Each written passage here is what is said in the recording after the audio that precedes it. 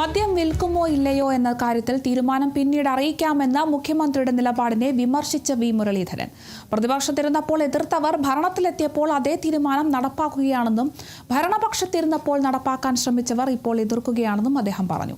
അതേസമയം സർക്കാർ ഔദ്യോഗിക നിലപാട് പ്രഖ്യാപിച്ച ശേഷമേ ബി.ജെ.പി. മദ്യനയത്തിലെ നിലപാട് അറിയിക്കാമെന്ന് വി മുരളീധരൻ. പ്രതിപക്ഷത്തിരുന്നപ്പോൾ എതിർത്ത ആൾക്കാർ ഭരണത്തിൽ വരുമ്പോൾ നടപ്പിലാക്കുന്നു. ഭരണത്തിൽ വന്നപ്പോൾ നടപ്പിലാക്കാൻ ശ്രമിച്ച ആളുകൾ ഇപ്പോൾ പ്രതിപക്ഷത്തിരുന്നിട്ട് എതിർക്കുന്നു.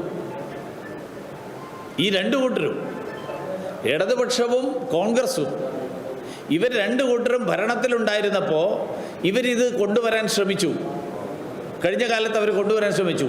ഇവരന്ന് എതിർത്തു, UDF. ഇപ്പോൾ അവർ ഭരണത്തിൽ വന്നപ്പോൾ അവർ നടപ്പിലാക്കുന്നു. ബി.ജെ.പി. കേരളത്തെ സംബന്ധിച്ചോളം ഇപ്പോൾ ഭരിക്കുന്ന പാർട്ടിയല്ല. ഞങ്ങൾ ഭരിക്കുന്ന പാർട്ടി ആവട്ടെ, അപ്പോൾ ഞങ്ങൾ നിലപാടെടുക്കാം.